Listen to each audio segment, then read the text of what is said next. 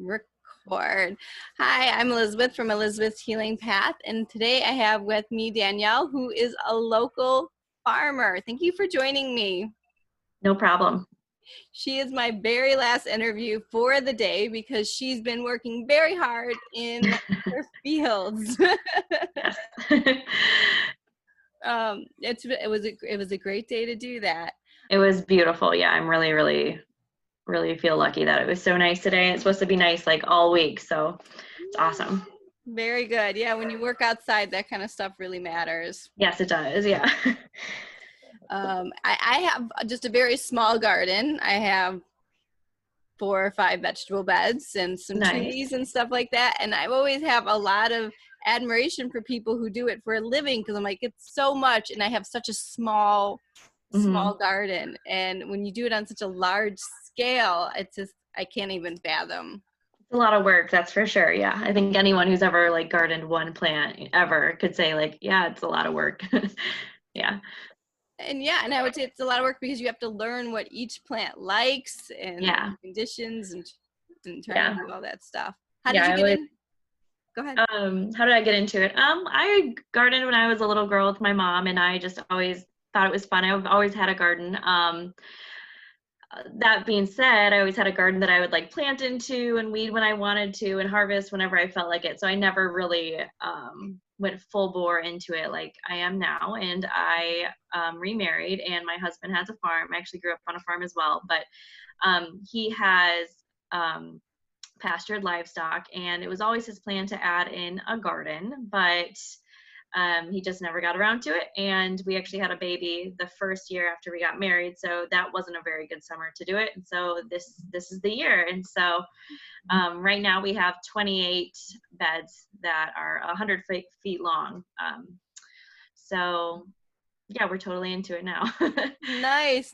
So generally the farm was just livestock then.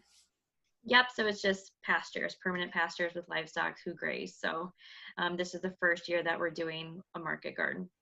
Okay, so you're going to be going to where? Like, To sell it, you mean? yeah. Yeah. So luckily enough, yeah. Yeah. Luckily enough, the farmers market has never been our main avenue. So this hasn't been a huge shakeup for us. We always did the delivery routes just because we live in a really rural area. And we wanted to reach as many people as possible. At a farmer's market, you're kind of just sitting there, inactive, if you would, waiting for people to come by and become interested. So that didn't really sound appealing to us when we obviously have a lot to be doing in the garden all the time. So we set up a delivery route over a year ago to sell our beef and our lamb and our chicken and everything. So that's what we had planned to use for our market garden, and that is what we were using. We were planning to go to 2 farmers markets this year, and obviously bring things to sell, but our main goal wasn't to sell things there, but to just kind of develop a relationship with our community a little bit more. So we're still hoping to go and do that. And I'm still hoping to put together some sort of like farmers market truck that I park different places around the community throughout the week. So I'm still hoping to do something like that. But I haven't heard anything about if our farmers markets are going to be open or not. So I have no idea right there. Yeah. Yeah, so someone isn't aware that farmers markets, at least the ones I go to, I've already gotten emails saying closed until further notice. So most farmers markets, are saying that they're not really sure what the summer is going to look like. Right, yeah. They are technically allowed or called essential businesses. So in Illinois, they are allowed to be open, but I think the restrictions that would be on them and the policies are just so much that they're kind of like, forget it. It's not worth it. So there's a lot of farmers, I think, kind of like, all right, what are we going to do with all of our produce now? And unsure how much to plant and that kind of stuff, because I don't really know how sales are going to be this summer. So I think that's very true. It's like the farmers, like, it's not that much money. The villages don't make a lot of money from these farmers markets, is my understanding. Mm-hmm. It's more about community and having this thing. So yeah, I think they definitely could make it so that it would be, I personally think it would be more sanitary than than the grocery stores. Yeah, But yeah. I've always pointed that out. Think of how many people go to the grocery store every day. And not only that, everybody is funneled into like however many, 5, 10 lanes. Everyone's touching the same keypad. Everybody is, whatever. So that's as much contact as you possibly can get at the grocery store. So a farmer's market where there's only a handful of people at a booth at a time, and only so many people in a given day is a lot less contact than going to a grocery store, which we're all allowed to do any day of the week. So it's kind of silly in my opinion, but there might be some insurance things going on there, yeah, who knows? So because you mostly do to a beef, I know that it's actually, I'm not surprised that you do delivery because I heard it takes a very large farmer's market to be able to support a beef or a meat vendor, Yeah, I could see that because people, only are going to buy so much meat. So yeah, I can see that. That the delivery route was just kind of what we decided to go by when we first started, and I'm really happy with it. I get to see a lot of different people and go a lot of different places. So I'm really happy we went that route, especially now when things are so uncertain. Yeah. Yeah. So is this like a CSA or is it like they order and you just kind of drop it off? Like every So week they get something. regarding the produce, it is a CSA, and people can choose different size boxes. So anywhere from a full size share, which would feed like maybe a 4-person family, their typical amount of vegetables in a week, or maybe 2 vegetarians in a week, to a half size or a tiny size. And so people choose that. They pay upfront a certain portion of their share, and then they get that produce throughout the season. It might be, I kind of have a minimum amount, but if a certain vegetable is doing really, really well, they'll get tons and tons of that vegetable. So they also take a little bit apart. They take, how should I say it? They work together with the farm in that way that it's not just your typical, I want this tomato and I get this tomato. You're kind of getting whatever the farm's doing, and you get a little taste of the reality of farming with that. Yeah. So a CSA is different in that way. And that's what we're doing for our market gardening mostly. If I have extra stuff and I'm not selling it at a farmer's market, I will do like, buy a 1-pound box of tomatoes or buy 10 cucumbers or whatever. I'll do different things like that too to add on to our route, but the CSA is kind of the bread and the butter, and that's been our model that we wanted to move to as a whole for a long time, kind of having a total farm CSA. So supporting whatever number, let's say 20 families and all of their meat and produce needs. And they basically pay like a 1-year membership fee to get all of those things throughout the year. So that's been the model that we wanted to move to. I'm sure there's farms doing that. I haven't heard of any in our area. It's kind of different, but that's always been our goal and plan. I've joined CSAs in the past and I really enjoy them because I enjoy, like, it's like, I don't know what I'm going to get. It's like Right. it's like a little mystery, like, what am I going to cook with today? Right. Right. And it also gives you an idea of what's in season. I think in general, when people go to the grocery store, you have no idea what's actually in season in your area. So going through a whole season of a CSA, you learn like, oh, I can only have corn for a couple of weeks of the year. I can only have this for a couple of weeks a year. And I think we're so out of touch with those realities that I think a CSA is a good way to like gently bring yourself into like in season eating too. Yeah. Absolutely. And then there's been times when I learned about Jerusalem artichokes because Yeah. in the very early spring there's really not much available. So I learned about a lot of produce that I've never cooked with before, and I find that really exciting. So I do too. Yeah. if anyone is like going to be missing the farmers markets this year, I highly recommend signing up for a CSA. Help supporting your local farmers during a time when they're buying seed and getting the land ready. Right. Yeah. And so, yeah, CSAs are really wonderful. I think so. Yeah. Where do you deliver to? Where's your locations? So we are in northwestern Illinois. So we go all the way from Iowa to, let's see, we just added 2 new locations. It was Elmhurst, but now it's Elmhurst as well as Bolingbrook and Hoffman Estates. So basically Iowa through I would call that the eastern burbs. I'm not sure if it is the eastern burbs, through the Chicago suburbs. what's technically like the western suburbs, Yeah. because we don't There are no eastern burbs eastern are in the suburbs. lake. Yeah. I mean, if you were to take the whole suburbs as a whole, these were like the eastern of the western suburbs. But Okay, yes, I see what you're yeah. saying. Yes. Yeah. Nobody in the lake do I deliver to, but yeah. Okay, good to know. um, so have you and maybe your farmer friends talked about what impact what's going on right now is going to be affecting our food chain later on? Yeah, I have a lot of, regenerative farmer friends, and we actually work with another farm in Peoria, Illinois that has a co-op, and they were delivering to restaurants. And so when the restaurants were closed down, they had to, basically move to a delivery or a pickup model for families. I called them and said, I think you're probably in a really tough situation. Is there something we can do? I'm sure that my customers would love to buy your stuff. So we have been every other week, just because it's a lot of driving, we have been ordering through them and delivering along our route their stuff.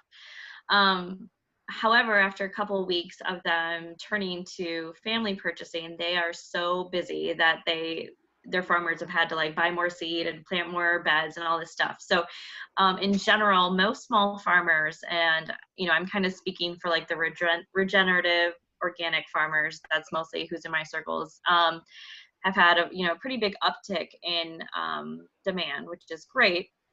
I think something that's really important is that that demand continues to the summer, because like you said, we're buying seeds, we are planting beds, and if everyone's really interested right now, and come harvest times they're not as interested anymore, maybe because we're not in such a quarantine situation or the news isn't quite as scary or something, then we're going to have tons of extra produce that we have to throw away and have lost a lot of money on. So in general, things have been really, really busy. Now, there's another side of that. I have a lot of family members who are conventional farmers, and they are kind of having the opposite issue, where they're not able to take their animals to the processor and they're having to euthanize or slaughter them. And so that's the other side kind of the big food system that is really unfortunate, and it shows a huge disconnect. What's really the issue there? It's not that there's not enough farmers, at least in the conventional model. It's not that there's not enough customers. It's that the in-between processing and all the policies and the laws are stopping those two people from connecting. So to me, that shows a huge issue that I've always kind of seen there, that in our current food system, where it's unsustainable, for us to be able to easily get to food. It's pretty obvious now that that's true. And the way to bridge those two is to connect with a local farmer, where you not only can just go to the farm and get food. You don't have to, go through all these different things, but you can just get food. You can also tell them what you want. You can also work with them to grow the things that you want. And we do a lot of surveys and that kind of stuff before we, like for instance, before we order meat chickens, we ask like, what kind of chickens do you want? How do you want them fed? That kind of stuff. So we know what our customers want, rather than making a bunch of stuff and hoping that it sells. So I've seen that the food system is really kind of changing a lot on both of those ends. I agree with you. I've heard some people call it like a bottleneck, Yeah. where the farmers just can't get everything to the market, and Yeah. that is the larger farms, and the ones that have to maybe ship really far away, Right. to be able to get their food to the markets, and have to be able to use the trucks, and the trucks aren't able to run the way they're used to. And you're right, it shows how unsustainable the food market really is right now. I think it's just showing a light of like, hey, this is not sustainable for us to be farming in this way. Right. Yeah, it's unsustainable, and really as consumers, right? It's not even safe, because I need access. I'm a mom. I need access to food for my kids, right? And I'm sure you feel the same way, and all the other moms feel the same way. So it's showing that the way that we're getting food right now, even though we feel like when we go to the grocery store, there's tons of food there, that isn't necessarily our reality. If for whatever reason those trucks couldn't get the food, or the processors couldn't do it, or the inspectors couldn't get to the processing stations, all these different steps, that's not necessarily actually the case for us. And so it shows this huge problem to me in our food system that we maybe weren't aware of. I think a lot of people are aware of, but either aren't super concerned about or totally aren't aware of that, that's the state of our food system today. Yeah. I would say people who go to farmers markets probably are aware, and that's the reason they're deciding to make Right. that. Right. And like I have an awareness of, if I want to get something in the winter, I know it's coming from south, way south. Like we're getting very spoiled, and we want things that are available out of season. And that's going to be another, I think, an issue that's going to be coming up. It'd be interesting. Something that's concerning me is like also all these really large farmers who are having to dump a lot of their products, unfortunately, a lot of potatoes and onions and all those good things. Yeah. They're now going to be struggling to find the money to buy seeds now when they need to redo a crop. And so my concern is, like, in 6 months, like the very large farms are going to maybe not have that food there for us. Right. Yeah. How are they financially going to do that? It's a really good question. And my concern for them is also, and it's something that's been happening, all over the country for a long time, but especially in the Midwest, where we do have some of the best farmland actually in the world. And I don't know if people are aware, and I don't know if it's still true anymore, but DeKalb County, Illinois, which is just west of Kane County, west of DuPage County, had the best, the richest, most nutrient dense soil in the entire world, like 20 years ago. So we live in a really, really, blessed place soil wise. But my concern for those farmers is that they will, basically go under or have to sell out to a large company. And now they can no longer choose what they're going to farm. They're going to be contracted to farm whatever Monsanto or DuPont or whatever these large companies want them to farm, and in the way they want them to farm. And there's a lot of farmers. I mean, you watch any Netflix like reality, food documentary out there, and they show you the horrors of essentially factory farming. And that's the situation a farmer gets into, where it's like, either I have to have the financial help of this large company, or I have to sell my farm. And they're in a tough situation, and they make the choice to keep their farm, but they have to have the financial backing of this company. And what that means that they have to, do basically grow whatever and in whatever way that company says. And I'm definitely not comfortable with Monsanto dictating how my food is made, but we're getting into a situation where if we don't relentlessly support local farmers, small farmers, people who actually own their farms and choose how they farm their land, we will be in a situation where all of our food is, dictated by a large company. So that is my big concern.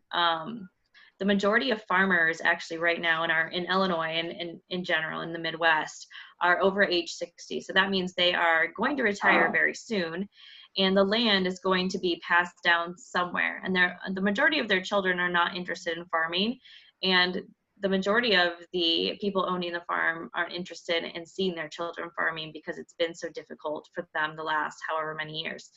So we're in a situation where it's very likely that the majority of farmland will be given to large corporations. So we're already in that system. We're already going towards that direction, and we really have to do something drastic to turn around our food situation.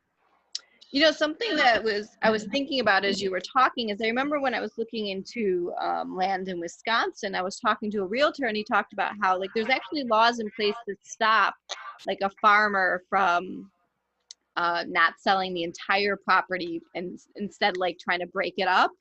And so that's kind of really interesting, because it almost like it stops a farmer from being able, like, well, this scale is too big, but if I sell part of my land, then other people can have small farms. It almost makes it so he has to sell to someone really large, instead of allowing smaller farms to buy some property and to be successful.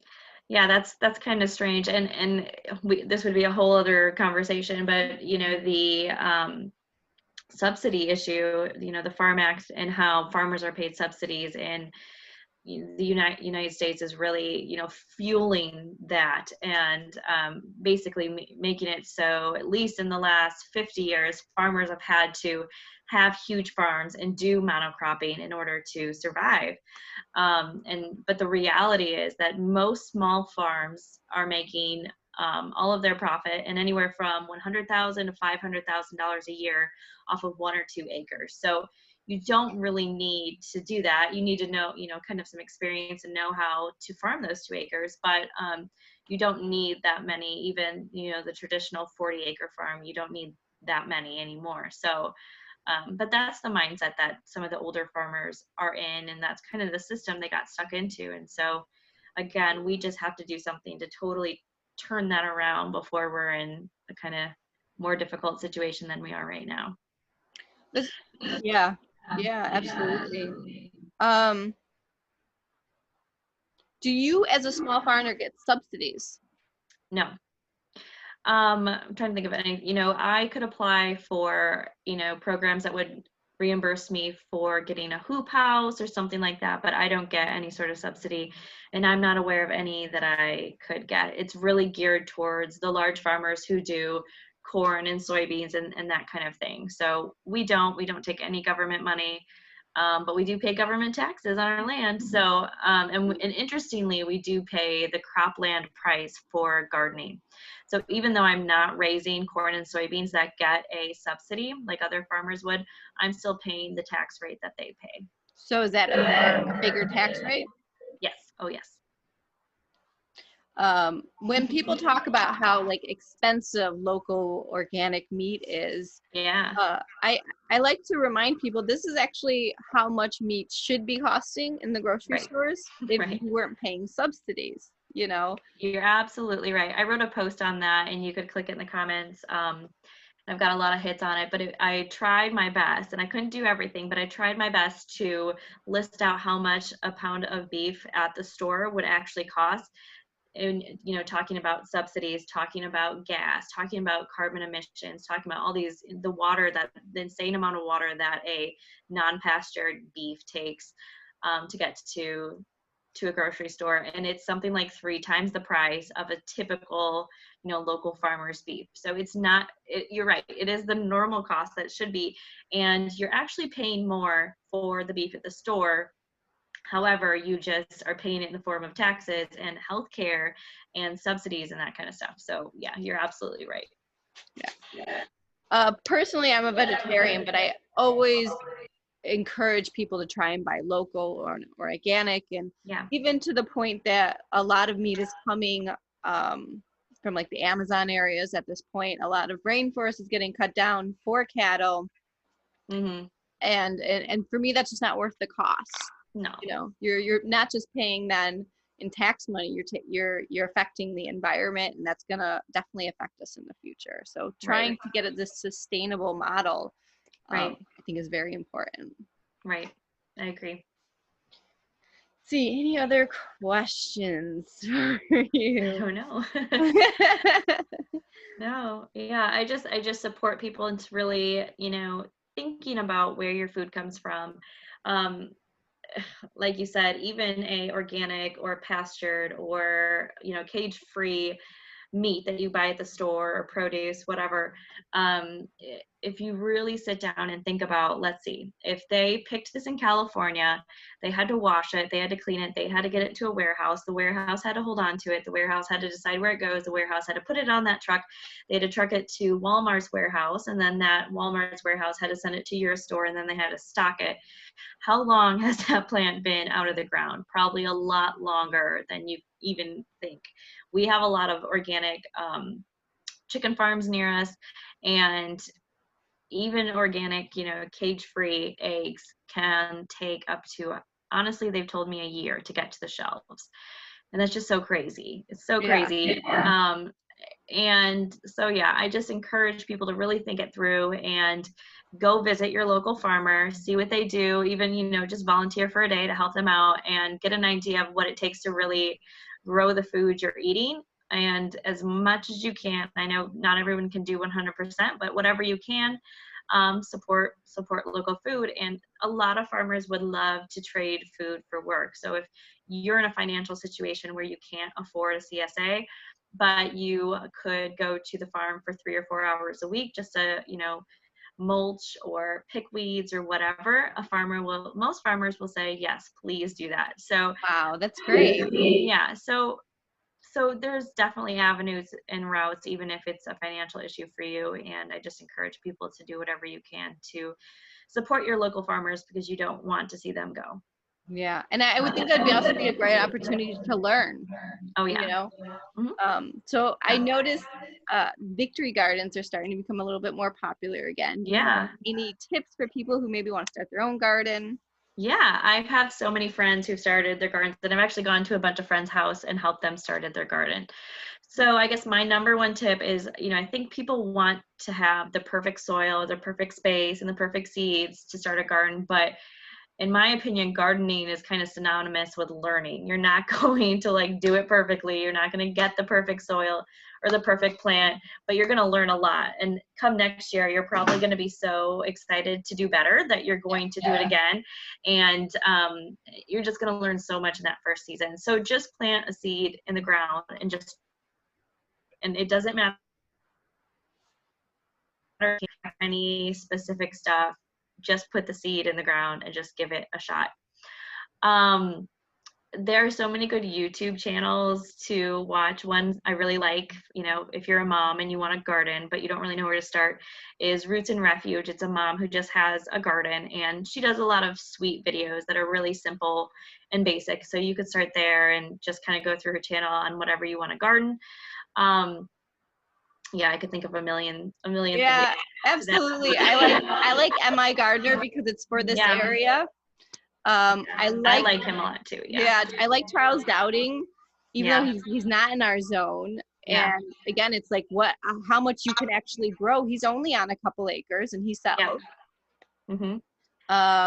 And We watching these videos, especially watching the UK gardeners, it does help me see like how nice of an area we actually live in for gardening. Oh yeah. Yeah. We We get do. started a little bit later, but we have that nice high heat that the tomatoes like, and you see the Yeah. UK people growing in like a lot of hoop houses because they don't get the high heats that we do. Right. We are in a really nice area. Yeah, we have it made, and our soils are really good. And yeah, and you can so easily put a hoop, with PVC pipe and plastic. You can so easily put that in your backyard. And each time you cover a plant, so with a hoop or a row cover, whatever, a little greenhouse, you can get them on like Walmart.com for $160, a really nice big greenhouse. Every time you cover it, you move yourself 1.5 zones south. So after you get 2 covers, you're basically in Florida, and you can be growing greens year round and having food, in your backyard year round. So we like you said, we really are blessed here, and there's a lot that you can be doing, and you will get addicted once you start. So my best advice is just start, just give it a try 5 or 6 things, and you're going to quickly learn what you love to grow and what you need to learn more about growing. And just try. I mean, know that your farmer is probably failing at something this year. Bad weather, they didn't put it in the ground the right day. Don't worry, we're failing with you, but you just give it a try. Absolutely. It's kind of nice to kind of like do one different crop every year as you get to know it. And Yeah. I've been doing tomatoes since I was in high school, but I been trying artichokes now for 3 years, and I will get it this year. Yeah. This is going to be the year. Yeah. Yeah. So thank you for joining me. Thank you for taking the time out of your very busy spring schedule. Yeah. Sorry it's so late. I was like, I don't know when I could say for sure besides when the sun's down. So. Sun's down now, and I'm sure you're ready to rest and fuel up. How can people find you if they're interested in joining your CSA or getting some meat? Yeah, so it's kinwoodfarm.com. Very nice. KINWOOD. Mm-hmm. Very nice. Thank you. Thank you for your time. And I hope someone my clients contact you so they can get some good food. Yeah, awesome. I hope just look, there is a local farm by you. So just look around, look at the coffee shops, ask around, just find somewhere that you can connect with and work with the farmer and volunteer, just go to the farm. I love when people come to the farm and see what we're doing, because it's always, you can see that it's always like so surprising to them, the different things that we're doing. So go and visit them, get involved, and I just really encourage people to shop as local as they can. And ask around because there's a farm, not a farm, it's just like this land. And I think it's only like half an acre, and these old guys just run it. It's like an empty lot that they were allowed to farm. They have this farm stand there, and like it's like this like someone had to tell me about it. So these all these little gems, I bet you, if you just start asking around about like, hey, that's where's awesome. you know, and I'm like, yeah, it's so cool to talk to them. So I think I'll be volunteering there. You should. Yeah, that's hilarious. Okay. Thanks for joining me. No problem. It was fun. See you later. Bye. Bye.